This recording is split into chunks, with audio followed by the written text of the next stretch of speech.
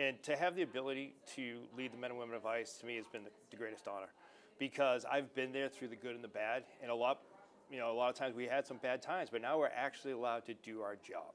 And that's one of the things we're most proud of. Obviously it's difficult because you had ICE referred to as Nazis, Gestapos, things you would never have to worry about in the past. Threats up over 2,000%. Death threats up 8,000%. But again, if you look at the public safety threats and the people who are moving from the country, I'm very happy with where we're at. My biggest concern every night when I go to bed is the safety of the men and women of ICE, right? At the end of the day, I want everyone to go home safe.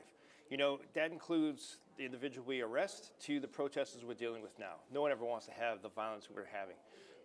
One analogy I always use all the time is when I first started as the ICE director, you didn't see us with masks on. You didn't see that.